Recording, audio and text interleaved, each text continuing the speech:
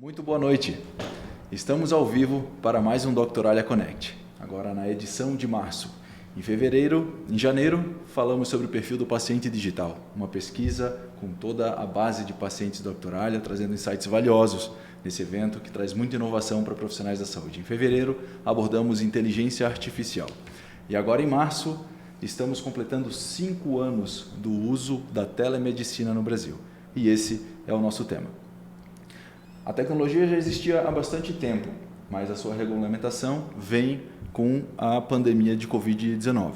Então, por isso, nós estamos aqui com especialistas que utilizam da telemedicina e temos também especialistas que vão trazer um respaldo jurídico para esse tema que é tão importante, tão presente nos nossos dia a dias e uma tendência crescente no setor da saúde. Eu vou iniciar apresentando a vocês, então, quem está aqui conosco hoje para a edição de Doctoralia Connect sobre telemedicina, como atender mais e melhor. Nós estamos com a doutora Dulce Henriques, ginecologista, com o doutor Oswaldo Petermann, psiquiatra, e com a doutora Fernanda Scheffer, professora de Direito Médico. Muito obrigado pela presença de vocês, espero que a gente tenha uma grande troca aqui.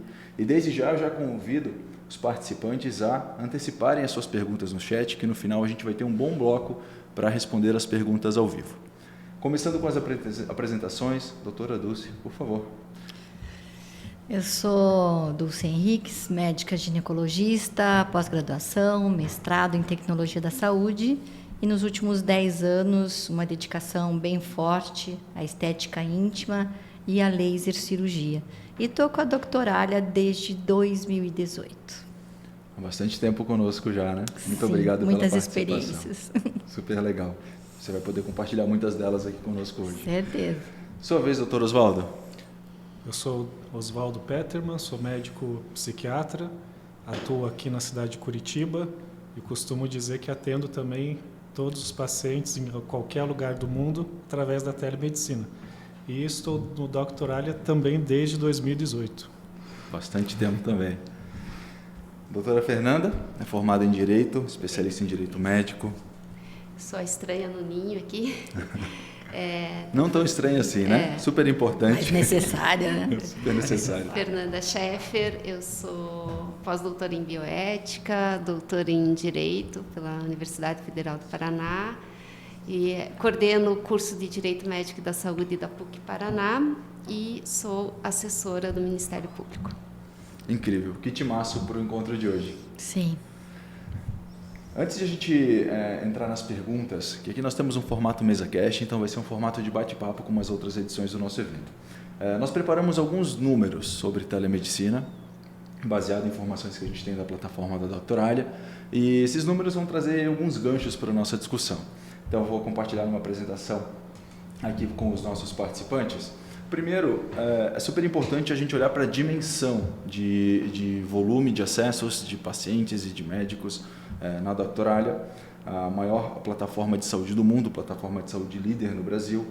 Atualmente são mais de 4,4 milhões de opiniões de pacientes na nossa plataforma, 20 milhões de usuários únicos por mês, 9 milhões de agendamentos de consultas mensais, isso somente no Brasil, e mais de 570 mil profissionais da saúde com um perfil criado na Doctoralia. Então, até quem está nos acompanhando não tem um perfil na Doctoralia ainda, saiba que existe um perfil básico e gratuito, onde você pode estar listado pela sua especialidade, pela sua cidade, já a partir de hoje. Daqui a pouco a produção manda o link aqui no chat para que vocês façam esse cadastro. E aí, entrando na telemedicina. Dentro desse volume de agendamentos, desde 2020 já foram realizadas mais de 10 milhões de consultas por telemedicina na Doctoralia. É um grande volume de consultas. E de 2023 para 2024 houve um aumento de 53% no volume de consultas de telemedicina. Então isso mostra que mesmo após o fim da pandemia, a gente continua tendo uma tendência de aumento no volume de consultas realizadas utilizando telemedicina. E aqui eu trago também as 10 especialidades que mais utilizam telemedicina hoje. Várias especialidades utilizam, há pouca limitação em relação a isso, mas psicologia é o número 1, psiquiatria é o número 2, endocrinologia a terceira, ginecologia a quarta, nutrição a quinta, neurologia a sexta, clínico geral a sétima, dermatologia a 8ª, urologia a 9ª e gastroenterologia a 10ª. E a lista segue, né? Mas esse é o nosso top 10, até para dar uma contextualizada aqui de que está presente em várias especialidades. Além disso, há uma relação muito forte dos problemas de saúde mental com a telemedicina também, né? Em 2024, as especialidades de saúde mental, psiquiatria e psicologia representaram 82% dos agendamentos de telemedicina. Em 2023, esse percentual era de 79%. Se cresce em percentuais, cresce também em volumes absolutos. De 2020 para 2024, aumentou em 6 vezes a quantidade de agendamentos de consultas de psiquiatria por telemedicina. E quando olhando para a psicologia, esse volume é de 10 vezes mais, de 2020 para 2024. Bastante expressivo também. E já voltando aqui para o nosso roteiro, para a gente começar o bate-papo, eu gostaria de começar perguntando para o Dr. Osvaldo, como foi o primeiro contato com a telemedicina? Qual foi o momento que você percebeu que precisava fazer essa mudança, muito provavelmente também por conta da pandemia, e quais foram as primeiras barreiras que você enfrentou? Bom, o primeiro contato foi até antes da pandemia, né? Que muitos pacientes acabavam solicitando por questões diversas, principalmente por deslocamento, né?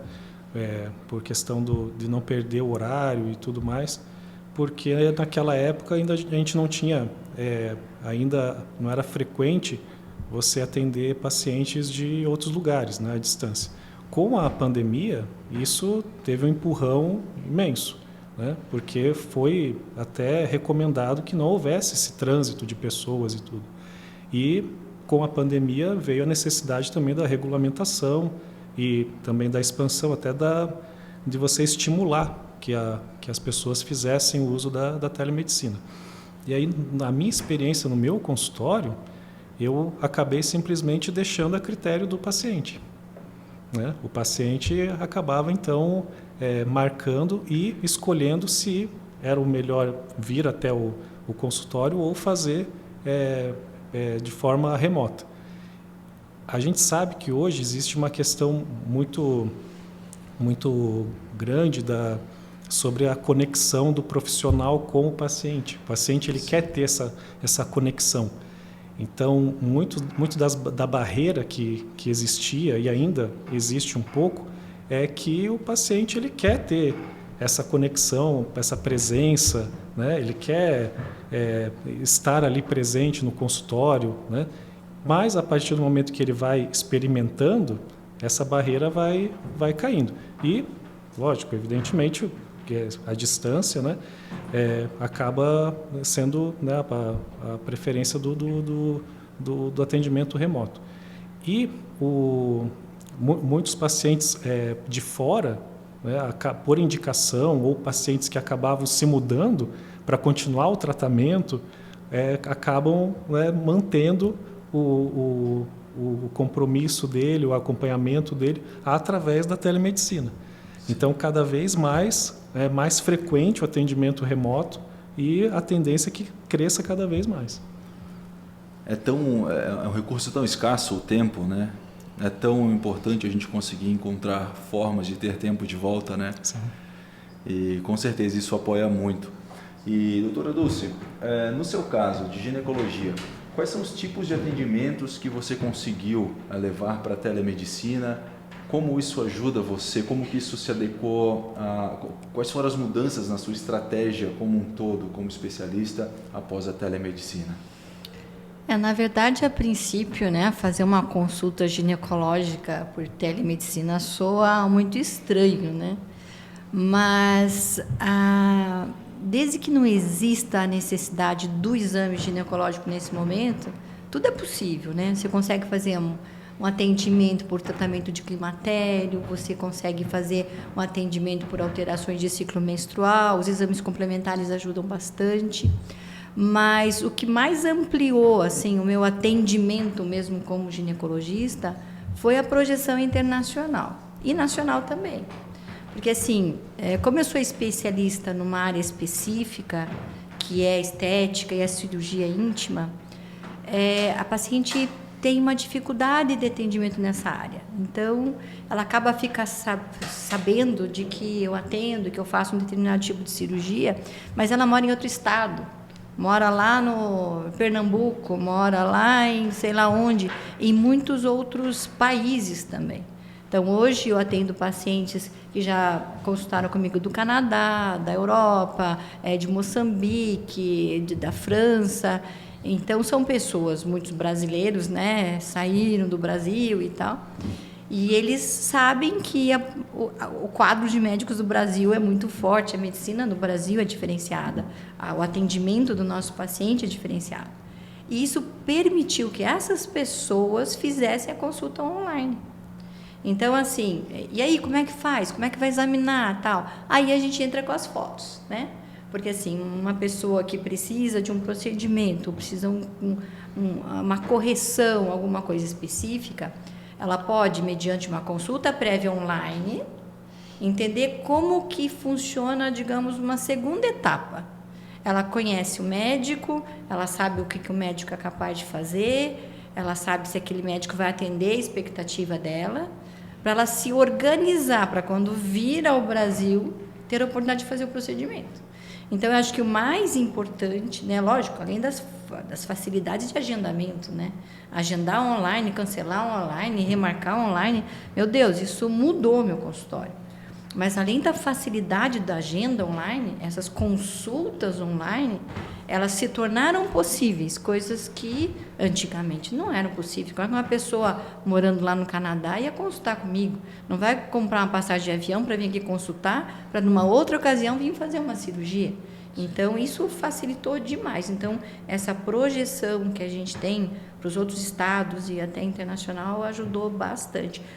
As pacientes em primeiro lugar, porque o benefício é principalmente delas. Sim. É saber poderem ser atendidas, atenderem suas expectativas numa pré-consulta online. Não vai perder tempo vindo aqui e chegar aqui e descobrir que, nossa, não deu para fazer ou alguma coisa assim. Então, isso é maravilhoso. Já vem com tudo pronto, né? Já vem com tudo pronto. Pré-operatório realizado, data de cirurgia organizada, já sabe do pré, do pós, do inter, já tem pronta. Ela já organiza a vida dela para vir fazer um procedimento que já fez a consulta online. Legal. Então, isso é muito bom, muito bacana. Excelente. E agora, para a doutora Fernanda, do ponto de vista jurídico, primeiro vamos falar de evolução, de 2020 para cá, o que mudou?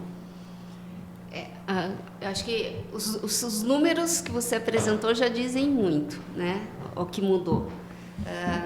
Quando nós estabelecemos, no início da pandemia, a Lei 13.989, que reconheceu a possibilidade de telemedicina no país por meio de lei, já não mais as resoluções do Conselho Federal de Medicina, isso deu um impulso novo, né? Deu uma motivação nova para as pessoas investirem em equipamentos, em quebrarem aquelas resistências. Muitos médicos tinham inúmeras resistências em razão dessa ausência da pessoalidade que você comentou. E então a lei serviu como um incentivo para se discutir mais essas questões de telemedicina. Não que antes ela não existisse no país, né? A primeira resolução do Conselho era de 2002, eu estudo o assunto desde 2001, então, mas de fato ajudou. Em 2022, final de 2022, essa lei foi revogada porque ela tinha vigência programada apenas para o Estado, para a vigência do Estado de emergência sanitária. Com a revogação do Estado, a norma perdeu também a sua utilidade.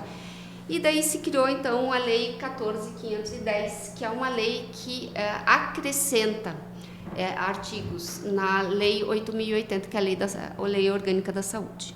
Então, hoje, o que nós temos de regulamentação são princípios, são diretrizes dentro da Lei Orgânica da Saúde, Lei 8.080, para a prática da telemedicina no país. Da telemedicina, a lei chama de telesaúde até para não entrar só na área médica, né? Ela chama de telesaúde, embora com uma imprecisão técnica também importante. Mas, de fato, ali nós então temos os princípios e as diretrizes que vão aí regular o caminho pelos quais os próprios conselhos podem seguir com as suas regulamentações do assunto, né?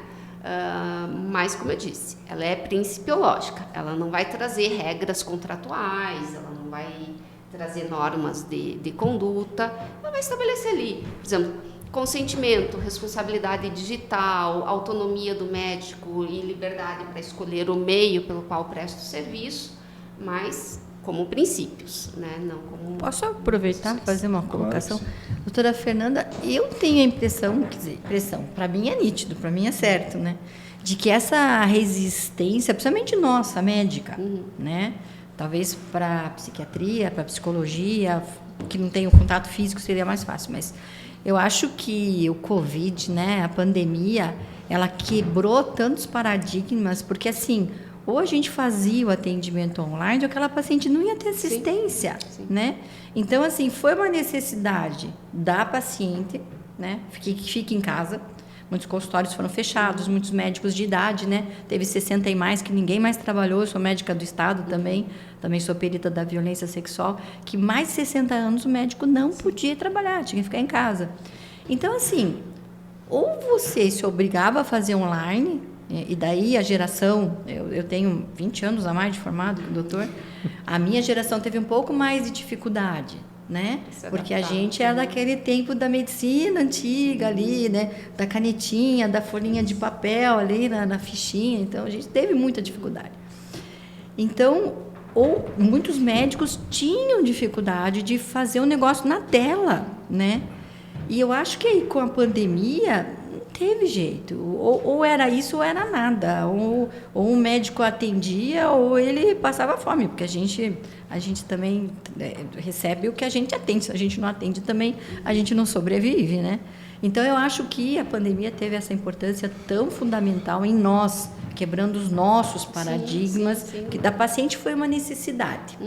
Ela precisava do atendimento, ela teve que aceitar que era online. Mas para nós, médicos e médicos da minha geração, foi uma quebra de corrente mesmo, porque ou você, e muitos médicos chamavam o neto para ajudar, aqui meu neto, como é que entra aqui e tal, teve que pedir ajuda para os universitários, né? Porque simplesmente essa geração, né, mais madura, né, mais experiente como eu, a gente teve que rebolar.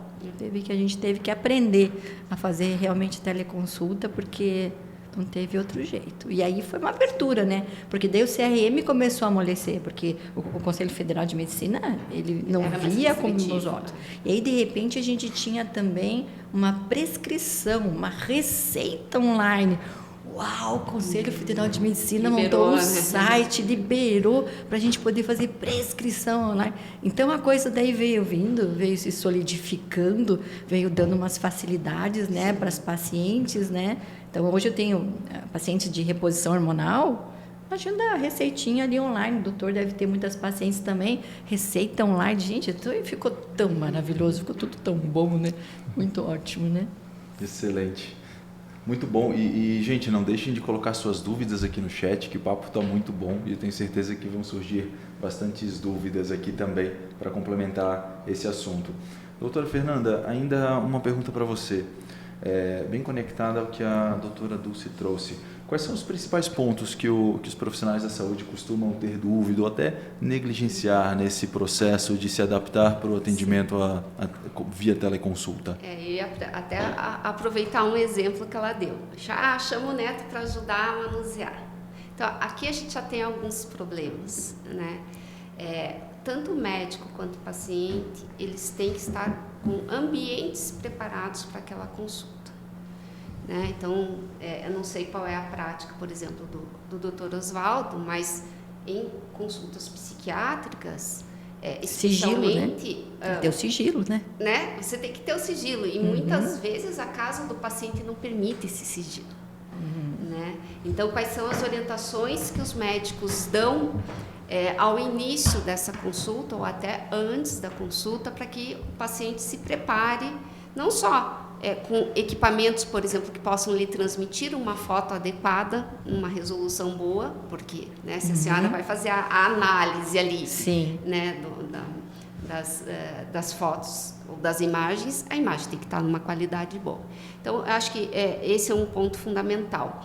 Como é que se preserva o sigilo profissional? Mas não é só de sigilo profissional que a gente está falando, a gente está falando também de sigilo de dados, que é outro problema. Porque lá no início da pandemia, quantos colegas de vocês não começaram a oferecer via Zoom, via WhatsApp, que são sistemas que não garantem absolutamente nenhuma segurança na questão do tratamento de dados.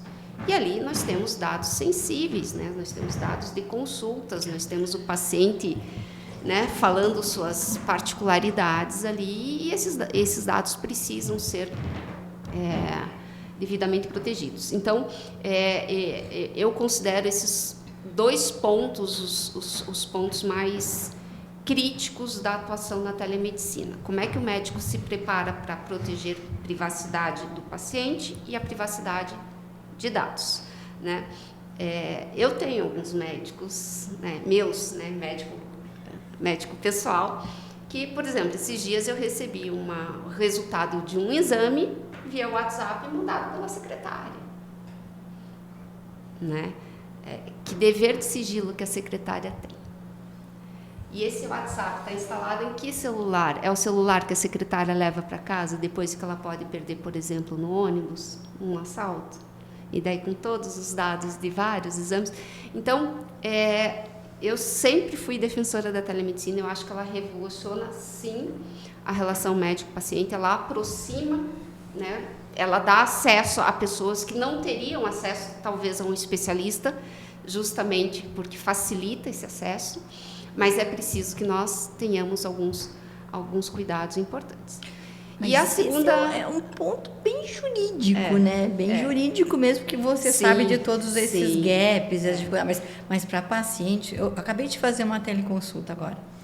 E aí, eu posso chamar minha mãe? Mãe, vem aqui. E daí, na hora de avaliar a questão íntima dela ali, né? Aí ela pegou o telefone, já filmou, já mandou para mim. E tá tudo certo. Para paciente, assim, ela talvez não tenha essa noção, mas a facilidade que se criou para ela não tem noção de toda essa parte jurídica e todas essas seguranças que você colocou. Ela ficou super feliz porque ela está em Boston, né? E a mãe dela, que está no Brasil, participou da consulta e ela pegou e mostrou tudo que ela tinha que mostrar para mim. Para ela está ótimo.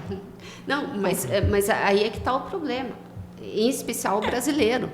O brasileiro lida foi muito tão mal bom, com a doutora Fernanda. privacidade. Nós resolvemos tanta coisa, foi tão bom. O brasileiro ele não dá o valor para a privacidade que outras nações oferecem. Né? Então, por exemplo, é lógico, eu gosto muito da telemedicina. Pena que nenhum dos meus médicos adotou teleconsulta. Preferia que tivessem adotado, porque me poupa tempo. Sim, o trânsito, né? Exato. Mas é preciso educar, né? E isso envolve a educação também do paciente. Né? O paciente ele tem que entender que aquilo ali... Fernanda. Mas eu sei que é chato, mas a gente está lidando com direitos que são direitos muito pessoais. Né? Então, o paciente ele tem que entender, sim, que há riscos com relação... Como eu comentava com o Dr. Osvaldo ainda há pouco. Né? Um dos maiores vazamentos de dados que nós tivemos recentemente foi em clínicas psiquiátricas, em que se capturaram todos os prontuários de pacientes, se pediu resgate, e aqueles pacientes que não pagaram o resgate, e a clínica também não pagou o resgate desses prontuários, os prontuários foram colocados ao público. E prontuários que envolvem ali questões de violência, de abuso, prontuários de crianças sendo colocados ao público. Então, assim, os pacientes eles têm que entender os riscos também dessas. Então, assim, não são só benefícios, embora os benefícios sejam evidentes, né, mas eles têm que ser educados para os riscos também. E essa é uma evolução que vem de 2020 para cá. É relativamente recente, sim, né? Sim. Estamos falando aqui de estamos falando de 5 anos completos agora. Então, há uma questão de amadurecimento e aculturamento também por esse modelo de consulta. Sim. E é um processo que, assim como tudo que é inovação, tudo que é disruptivo, né? tudo que surpreende, a gente jamais imaginaria estar atendendo do Brasil, pacientes de Boston, né? Aos poucos a gente vai tendo cada vez mais regulamentado. Mas super importante, aí, fazendo um gancho já com a doutora Alia, é você partir de tecnologias que já estejam adequadas às leis de proteção de dados, né? Esse é o primeiro passo que a plataforma do Dr. Alia atende. Então é uma ótima forma de começar, depois a gente fala mais um pouco sobre isso. E queria fazer uma pergunta para o Dr. Osvaldo em relação à organização de atendimentos presenciais e online. Então, poxa, num dia que você tem só atendimentos de teleconsulta, você poderia ficar num escritório na sua casa, por exemplo, e nos dias que você tem as duas... A Fernanda já vai te grampear e olha para a tua resposta. Como que você gerencia a sua agenda agora com a possibilidade de teleconsulta? Não, antigamente até eu separava, né, um período para atender a teleconsulta, né, no escritório em casa e tudo mais, mas hoje é 100% no meu consultório mesmo. Até eu aviso o paciente que a escolha é dele, né, de ser atendido presencialmente ou por telemedicina, porque eu vou estar no consultório de qualquer jeito. Entendi. Então ele pode vir até mim ou abrir o aplicativo de consulta para ser consultado, né? E até por conta da minha especialidade, né, a psiquiatria, é até indicado manter um mesmo ambiente, né, para o paciente, né? Então qualquer decoração que a gente muda, qualquer situação que é mudada no consultório, né, já acaba criando, né, uma situação, pode criar uma situação. Então, hoje é 100% no meu consultório e fica a cargo do paciente escolher. Muitas vezes acontece no dia a dia dele escolher no ato, né, no ato da consulta, falar, hoje eu não vou ir até o consultório, vou fazer daqui do meu local, aqui onde eu estou, e está tudo certo. Legal. Eu vou fazer essa pergunta para a doutora Dulce também, porque como é outra especialidade, pode ser uma rotina diferente de como organizar a agenda. Na verdade, eu também faço as consultas todas em consultório, com a porta fechada, com a maior privacidade, mas eu sou bem maleável. Então, às vezes a paciente ela precisa de uma consulta num sábado, às vezes ela precisa de uma consulta numa sexta-feira de tarde que eu não estou no consultório. Então, às vezes ela seleciona aquele horário daquele atendimento, às vezes fuso horário, né, 4, 5 horas. Então, às vezes eu não consigo estar no meu consultório. Mas se eu não estou no meu consultório, eu estou obrigatoriamente na minha casa. E se eu estou na minha casa, eu estou no meu escritório com porta fechada e com privacidade, né? Então, eu procuro manter a privacidade dela, né? Mas eu tenho essa maleabilidade de atender, não só porque eu não vou até o meu consultório para atender uma teleconsulta num dia específico fora do meu horário de trabalho, né? Então aí eu tenho esses cuidados de fechar a porta, de ter aquele direito ao sigilo usando a plataforma, tudo certinho, e acho que não acarreta nenhuma infração ética ou legal. É questão de manter, as pessoas têm que entender que isso é um ambiente profissional. Uhum. Então, ainda que você esteja em casa, é óbvio que você não vai atender ela de pijama. Isso, exato. Descabelado. Exato. Né? Com a cama desarrumada ao fundo. Sim. É disso que a gente está falando. Não Exato. é porque o ambiente é virtual que você não tem que manter o mínimo de organização naquilo que você está apresentando para o paciente. Essa questão de profissionalismo também, né? Então... Sim. E, doutora Fernanda, em relação ao que a gente estava falando, que a doutora Dulce já falou bastante sobre não haver limitação geográfica. O profissional pode atender pacientes de qualquer estado? Como que isso se dá na legislação? Então, não se dá. Essa é uma das grandes perguntas que o direito não tem uma boa resposta para dar. Realmente a telemedicina é sobre isso, é sobre a quebra de fronteiras, né? A quebra de espaços geográficos, enfim. Então, de fato, um paciente que está aqui pode se consultar com um médico na França, nos Estados Unidos? Pode. Um médico que está aqui pode fazer a consulta com o paciente que está nos Estados Unidos, Canadá? Pode. Não existe uma limitação. Sim. Nós podemos ter algumas limitações por parte de planos de saúde, que é uma discussão, porque a ANS ela se manifestou apenas por meio de notas técnicas sobre o assunto, e que notas técnicas não resolvem muitos desses problemas, como, por exemplo, o médico não está na área de cobertura do plano. Então, será que o plano tem que pagar aquela consulta? Então, a gente vai ter que analisar a questão contratual do plano para saber se cabe ou não ali o direito àquela teleconsulta, enfim. E do ponto de vista jurídico, especificamente, quando a gente entra nas questões, por exemplo, contratuais, inadimplemento, né? O paciente ou não pagou a consulta ou o médico não cumpriu o horário, enfim, né? Ou nas questões de responsabilidade civil por erro de diagnóstico, que legislação a gente vai aplicar? Né? A brasileira, a americana, a canadense. Então, a nossa lei de introdução às normas do direito brasileiro, ela ela auxilia o mínimo possível, mas hoje o nosso direito ele não tem boas respostas para essas situações. Entendido.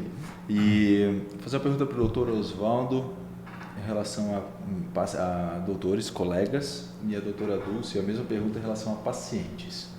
Primeiro, doutor Osvaldo, o que dificulta a adesão de mais doutores utilizando a teleconsulta? Essa resistência que acontece por conta de material, né, do físico, de você saber mexer, né? A resistência também acontece pela essa falta de conexão, né, que ainda é cultural brasileiro. A gente costuma dizer que ele vê com as mãos, né, que ele tem que tocar, né, ele tem que sentir ali tudo. E essa questão também da responsabilidade, né? Muitos colegas temem, né, o atendimento e também pela comodidade acabam mantendo o seu atendimento da forma clássica, regular, né? Mas a tendência mundial é a telemedicina mesmo, né? Acabar pelo menos na psiquiatria isso está muito em voga, né?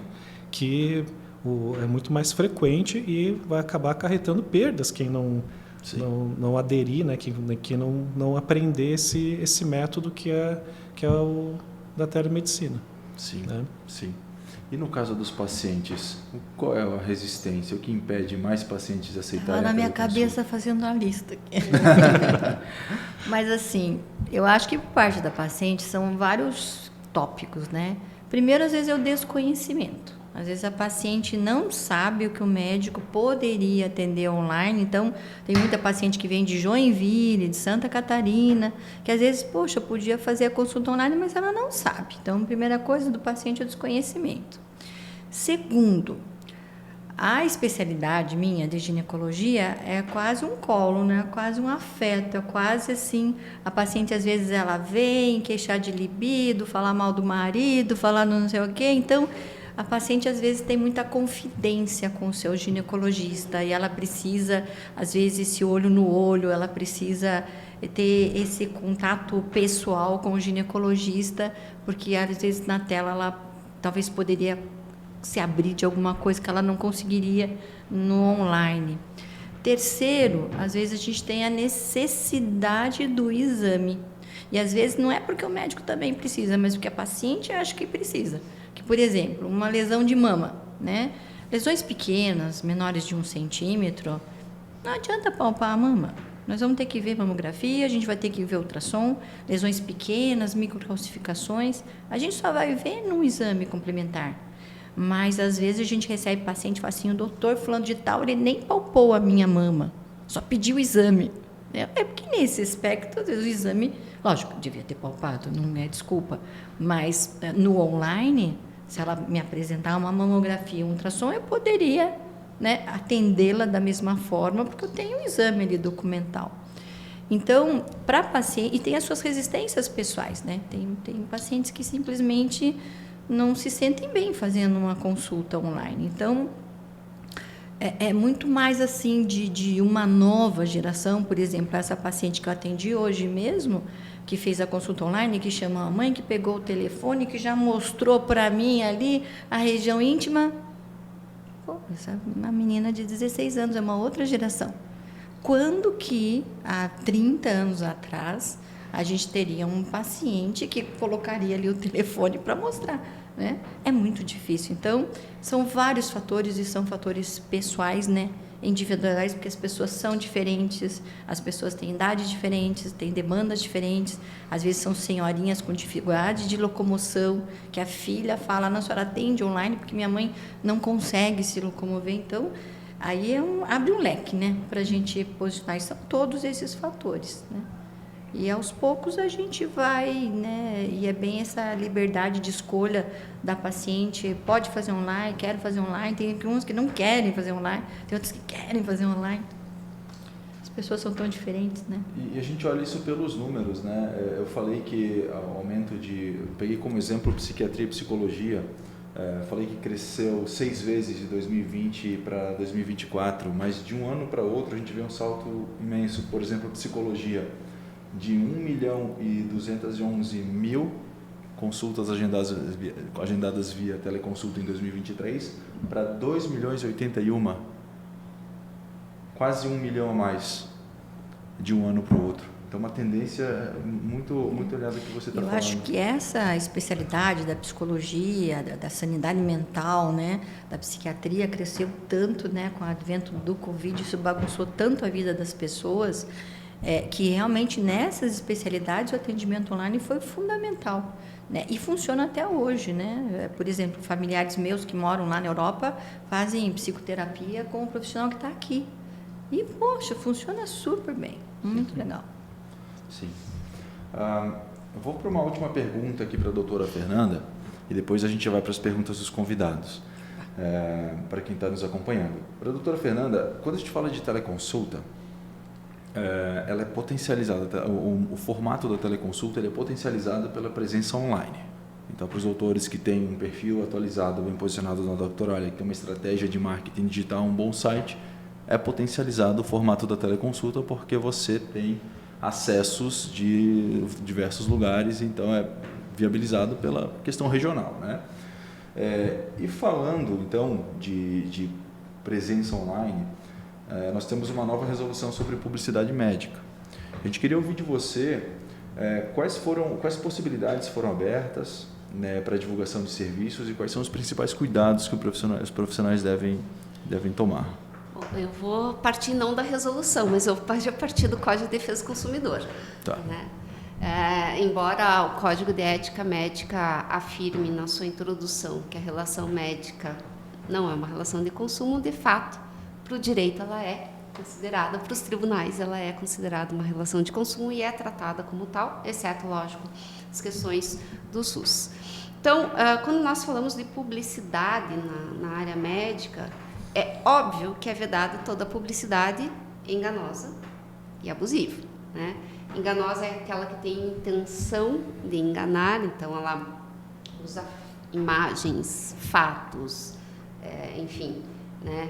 Mentiras, a intenção dela realmente é conquistar pela mentira, que pode ser uma ação, uma omissão, inclusive, e a abusiva é aquela que leva o consumidor também a consumir ou a ser enganado, mas em razão da sua vulnerabilidade, em razão de incentivo a práticas que não são saudáveis. Então, por exemplo, você anunciar um equipamento que sabidamente não gera aquele Fique efeito, linda em 10 sessões. Exato, né? Então, assim, nós temos ali essas questões que são proibidas, são vedadas e, mais importante, aqui a gente já não está mais falando de responsabilidade em que a gente vai ter que demonstrar a culpa do anunciante. Nós estamos falando de responsabilidade objetiva. O que a gente precisa demonstrar? Que ela é enganosa e abusiva e o nexo de causalidade. Portanto, né, as questões ali são bem mais sérias. Trazendo isso, então, para a resolução do Conselho Federal de Medicina, ele vai trazer algumas novidades, como, por exemplo, a possibilidade de divulgar horário de atendimento, dias de consulta, valores, formas de pagamentos, tudo hoje é possível, que antes era proibido. Uhum. E isso atende até a uma questão do direito, que é uma questão contratual. Você tem que contar antes para o paciente né? Todos esses As detalhes condições até de atendimento. né? As condições Tá, e de mostrar um atendimento. nariz antes e depois, pode? Antes e depois não pode. Não pode. Né? Não, mas a resolução autoriza. Não, a resolução ela autoriza o uso de imagens, inclusive do antes e depois, apenas e tão somente com a finalidade educativa. Então, essa imagem ela tem que vir acompanhada de toda uma explicação. Olha, qual foi o procedimento, como é que ele foi realizado, quais são os riscos, quais foram os benefícios, houve algum evento ali, né, houve algum resultado adverso, etc. Então, assim, o Conselho não autorizou antes e depois, porque isso a gente ouve muito dos influencers, né, dos médicos influencers, autorizou. Não está autorizado, só com finalidade educativa e nós temos E eu que sou ginecologista, doutora, eu posso antes e depois? Aí você vai, inclusive, encontrar a vedação das plataformas, né? Mas, de fato, eu acho que talvez esse seja o maior problema hoje, né? Excesso de exposição do paciente, inclusive, o próprio conselho ele fala que os procedimentos não podem ser transmitidos ao vivo, né? Exceto se for para estudantes de direito ou para outros profissionais da área de saúde, em eventos técnicos, em eventos acadêmicos. E quando a gente abre as redes sociais, a gente vê médicos fazendo transmissão de procedimentos ao vivo. Então, isso não pode ser realizado e isso não auxilia na divulgação de uma boa telemedicina, né? Então, sim, os médicos eles têm ferramentas boas, como sites bons, como, né, o próprio Dr. Alia tem orientações nesse sentido, de como fazer uma boa publicidade. E é possível fazer boa publicidade com aquilo que o Conselho autoriza e que a lei permite. Agora me surgiu uma pergunta, Fernanda. Eu tive uma paciente uma vez que ela veio em busca de uma cirurgia íntima e ela chegou com o seguinte texto: eu vi o resultado da cirurgia num site. Eu falei, oi? Eu vi que a sua cirurgia ficou muito linda, tal, no site. Eu falei, eu já comecei a ter taquicardia, né? Eu falei, como assim que a foto apareceu num site? O site tal, que eu não vou dizer o nome, tal. Mas como que a foto foi parar lá? Isso é sigilo, não pode... Foi a própria paciente que colocou, porque o site é aberto, a paciente pode fazer um cadastro e ela mesma coloca o seu antes e o depois. Ela mesma postou, porque ela achou que ficou linda, então ela quis mostrar o resultado dela. Isso pode, o gerenciador do site, ele pode responder por alguma, digamos, responsabilidade pela veiculação dessa imagem, ou porque, como foi a própria paciente que colocou, os demais não têm essa responsabilidade? Não, em regra, quando o próprio paciente disponibiliza em redes ou em sites, ele está autorizando o uso da imagem. Então, tá. Lógico que a gente vai ter alguns problemas depois para discutir. Por exemplo, essa imagem é associada ao teu nome. Você autorizou que ela fosse, que o teu nome fosse inserido lá? Né? Então, que elas inserem, tipo, iniciais, ou podem omitir nome, ela não tem que necessariamente se identificar. Sim. Ela tem que colocar uma inicial lá, né? Postar, se ela quiser. Mas, nesse caso, o gerenciador do site não tem nenhuma culpabilidade por isso. Não, se ela autorizou, autorizado está. Então, né? O que não pode ser é o contrário. Entendi. O médico, durante os procedimentos, filmar e postar, né? E a resolução ela traz regras de repostagem também. Então, assim, muitos médicos às vezes se associam a pessoas famosas, etc., para essas pessoas fazerem as postagens, marcar eles e eles apenas depois republicar. Então, uma das limitações da resolução é essa: você pode fazer repostagem do mesmo paciente apenas 2 vezes no semestre. Mais do que isso já caracterizaria infração ética. Agora, vale lembrar também que nem toda infração ética é uma infração jurídica. Né? Por exemplo, para o direito, se o paciente está postando, ok, ele autorizou, tem o consentimento da postagem, não caracteriza uma violação. Agora, eticamente, você pode responder no conselho, né? Então, inclusive, uma das controvérsias que a gente tem é justamente essa, porque hoje, por exemplo, nós temos o CONAR, né, e o Conselho de Autorregulamentação Publicitária, por exemplo, ele pode receber uma denúncia: olha, né, você fez essa publicidade, Então, ele vai analisar com o olhar da associação que cuida de publicidades no Brasil, né? Porque ele não é um órgão de governo, ele é uma associação civil. Outra denúncia chegou lá no Conselho. O Conselho vai analisar sob o viés ético. As decisões podem ser conflitantes? Podem, né? O CONAR pode dizer, olha, do meu olhar, sob o meu olhar, está tudo bem, mas o Conselho pode dizer, não, mas aqui eu vi infração ética.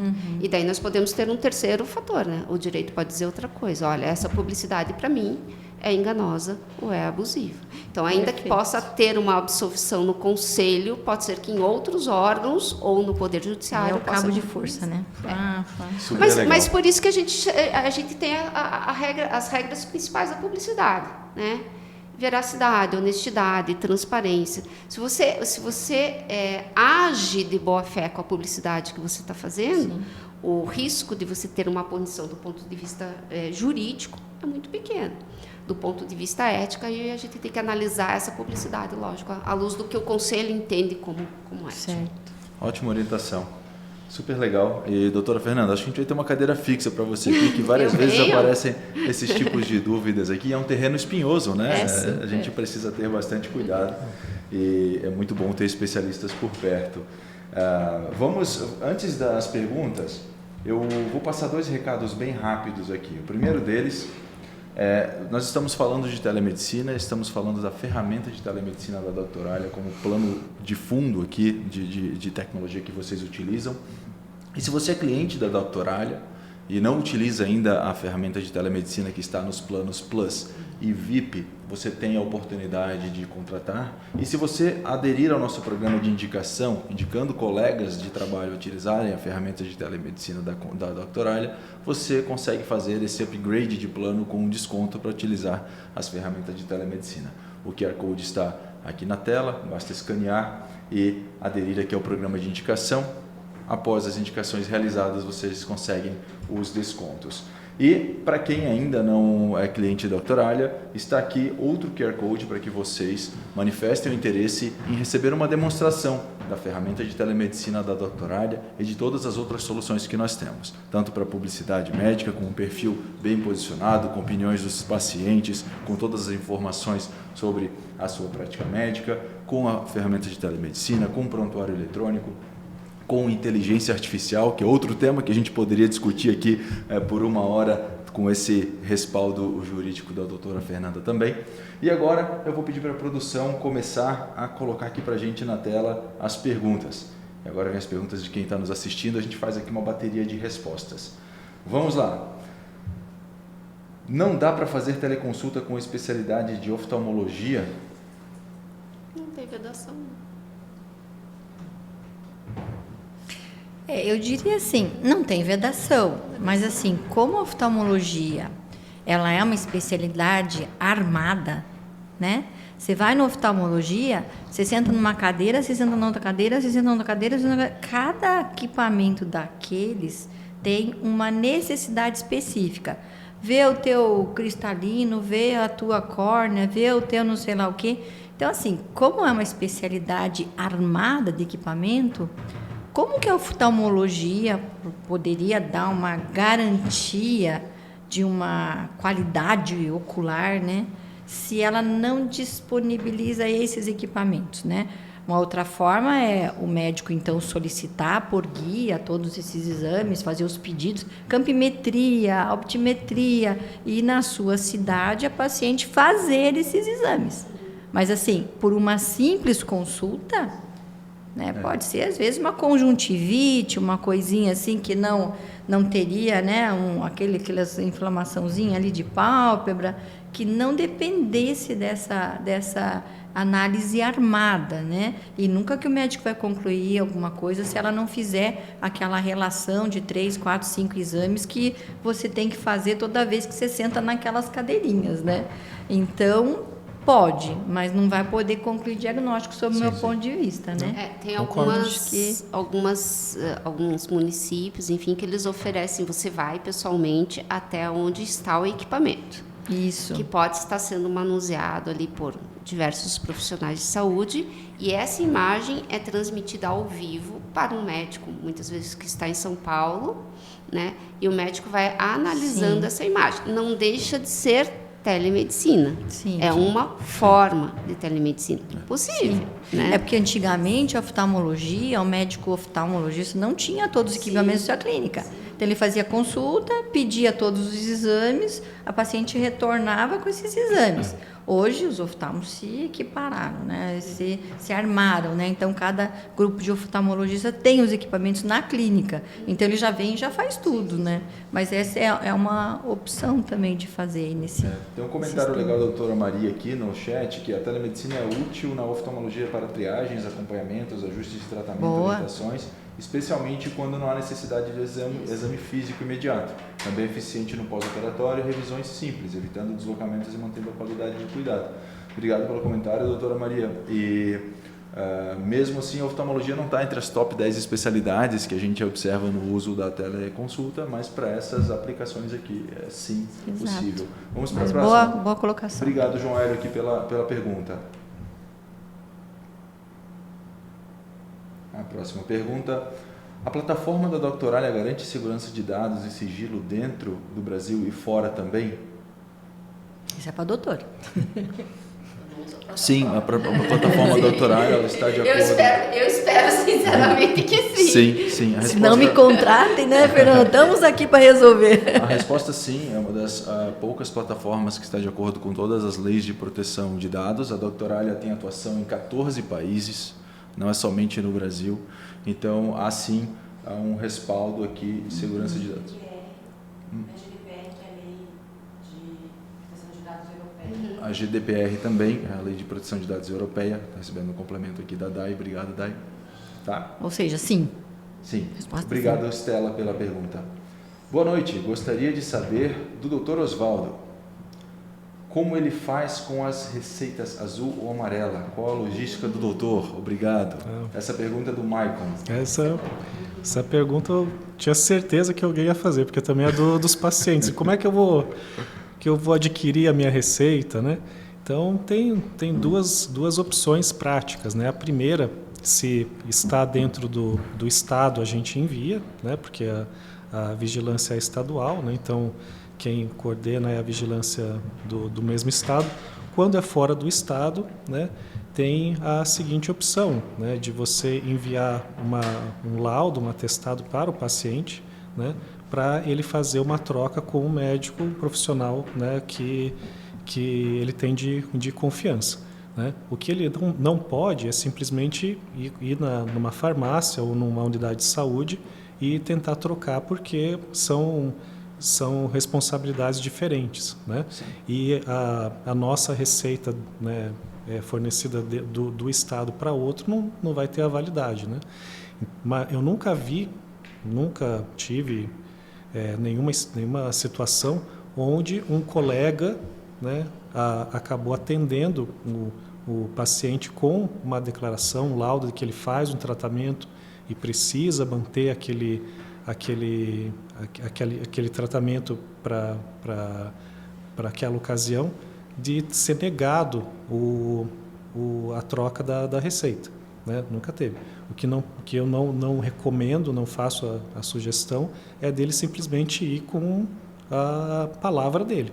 Né? Ele tem o laudo de que ele faz o tratamento, está impossibilitado de manter. E aí ele pode buscar tanto uma unidade de saúde, ou um médico de confiança, ou do seu convênio para fazer essa troca. Já aproveitando em outros países, que é bastante interessante. Né? Em outros países o que acontece de várias maneiras. Tem países que simplesmente não tem uma barreira para a medicação, então o paciente pode ir na farmácia do mais próxima e trocar a receita brasileira e encomendar o remédio, né? E tem países que é totalmente, né, ele vai ter que fazer uma nova consulta, vai ter que expor o histórico dele, falar, olha, eu sou brasileiro, faço tratamento no Brasil ainda por telemedicina, faço uso dessa medicação, tenho aqui um laudo expressando que eu faço uso desse remédio, eu preciso trocar. Né? E aí fazer uma consulta praticamente do zero. né? Então, já aproveitando, é bem interessante. Legal. E obrigado pela pergunta. Obrigado, Maicon, pela pergunta que o doutor já estava esperando. Vamos para a próxima, pessoal. Seria interessante usar um termo de responsabilidade para o paciente assinar antes da consulta, para que demonstre ciência das limitações do método de telemedicina? Doutora Fernanda. Sim. Sim. Eu não digo nem termo de responsabilidade, porque aqui a gente está falando de questões contratuais mesmo.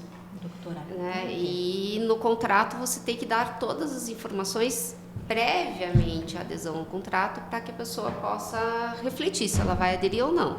Então, por exemplo, hoje, como nós não temos regras específicas, se o paciente não aparecer na consulta, você vai cobrar a consulta integralmente, sim ou não? Se você identificou na consulta que você precisa avaliar esse paciente pessoalmente, você vai cobrar essa consulta ou não? E a consulta presencial vai ser considerada uma reconsulta ou vai ser considerada uma nova consulta? Então, como nós não temos regras específicas para isso, o estudo se regula por direito contratual. Então, é importante que todas essas regras estejam previamente avisadas ao paciente, justamente para que ele possa dizer se ele quer realmente seguir com aquela teleconsulta ou não. Excelente. Muito obrigado pela pergunta, Stephanie. Uma pergunta bem legal, eu pedi para a doutora Dulce essa. Inclusive, é uma pergunta que fala sobre agendamentos. E eu li aqui que nós temos alguns comentários também sobre algumas dificuldades com a plataforma da Doutoralha. Eu gostaria de pedir aqui para a nossa produção anotar o nome, contato de todo mundo que está com qualquer tipo de dificuldade, que a gente vai passar para vocês já amanhã para o nosso time de sucesso do cliente, orientar de como completar o perfil, de como abrir a agenda, de como deixar o seu perfil pronto para receber mais agendamentos, porque isso é uma parte muito importante do processo. Então, obrigado por todos os comentários aqui, pela transparência, e a gente vai endereçar isso com o nosso time de sucesso do cliente para falar com vocês. Mas a pergunta aqui, doutora Dulce, sou ginecologista e cliente da Doutoralha Humana, com agenda aberta para teleconsulta, mas sem procura para este tipo de atendimento. Qual estratégia eu poderia utilizar para estimular a procura pela teleconsulta? Eu acho que a busca pelo teleatendimento é do próprio paciente. Ele vai em busca, ele tem essa expectativa, ele tem o desejo de, né? Então, assim, eu acho que a única coisa é que você poderá colocar dentro do seu agendamento, né? Você tem no agendamento a possibilidade de selecionar os endereços, né? Você pode colocar o endereço 1, o endereço 2 e o teleatendimento. E está no site, está na tua página. A questão é a busca da paciente por esse atendimento. Se você não tem, é porque a paciente não sabe, é por desconhecimento. Talvez na sua rede social você possa, eu não sei se é alguma infração jurídica, mas como você colocou, que a gente pode colocar qual é, digamos, o seu posicionamento, você tem que informar a paciente de valor de consulta, de horários disponíveis e tal, você colocar que as consultas são presenciais ou online. Mas a demanda é a busca da paciente, não adianta você espernear querendo aumentar suas consultas online. A busca da própria paciente, ela consulta ou não, de uma forma online. Deixar um pouco mais claro no posicionamento, na presença digital clarificar, do doutor. pode ser feito consulta online.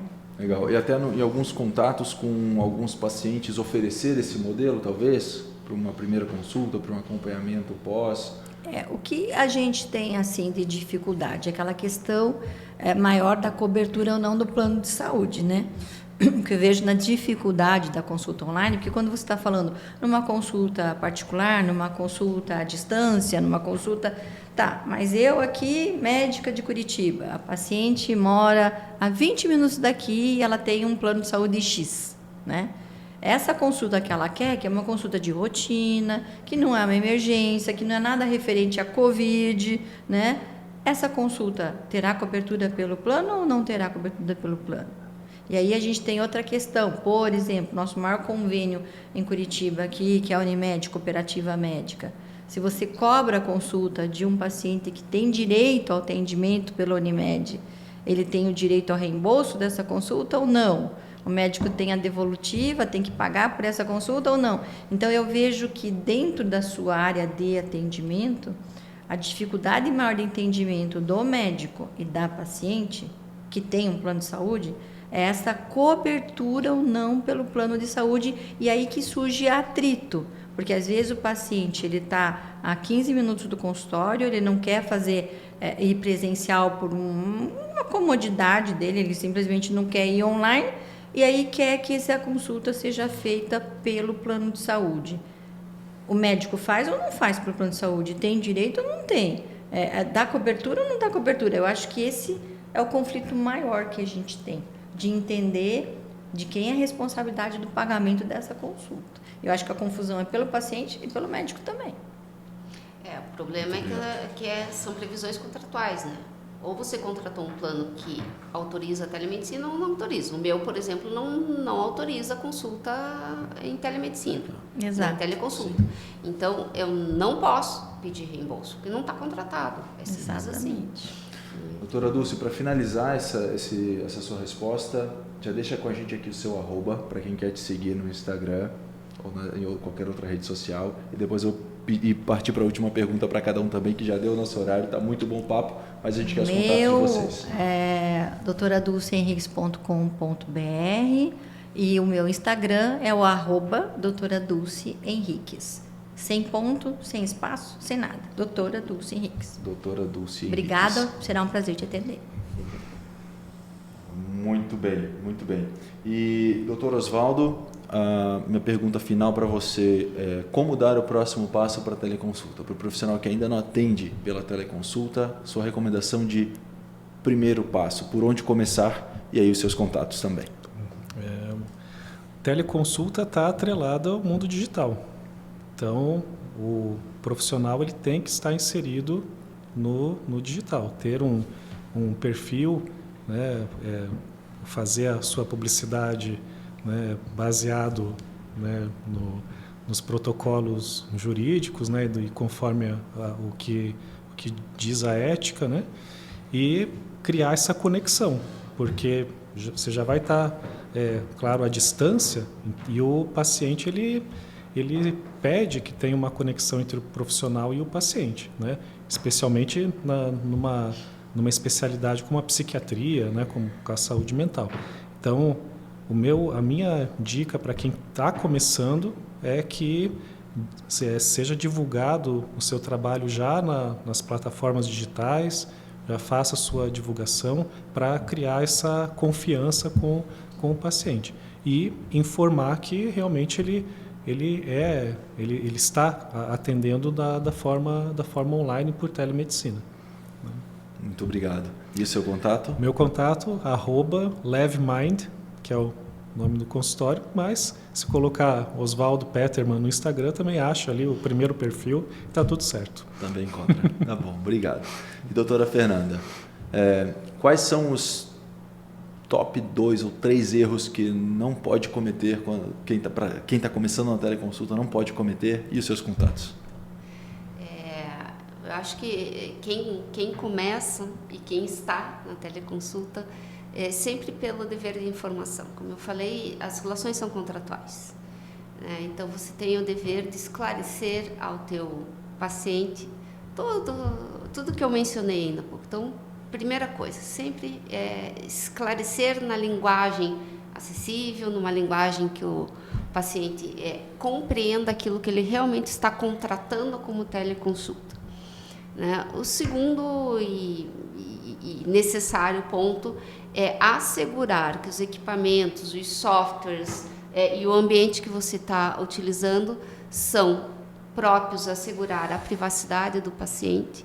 Portanto, sigilo profissional, porque o sigilo profissional não tem nenhuma exceção para o ambiente virtual, e o sigilo de dados, porque, embora sigilos diferentes, no caso da relação médico-paciente, né, são interligados.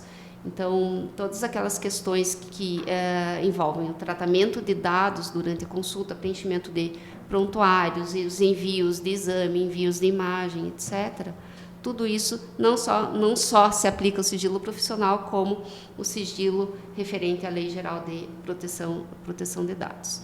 E o terceiro cuidado, obviamente, com publicidade. A publicidade ela deve ser realmente informativa para que o paciente possa refletir sobre o serviço que está sendo oferecido. E os seus contatos? Meu é @fernanda.scheffer.rivabem.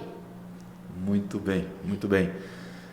Eu tenho 2 dicas aqui, os meus 2 recados finais. O primeiro deles é: criem o perfil básico na plataforma da Doctoralia. É 100% gratuito, já esteja listado na próxima hora pela sua especialidade e a sua cidade.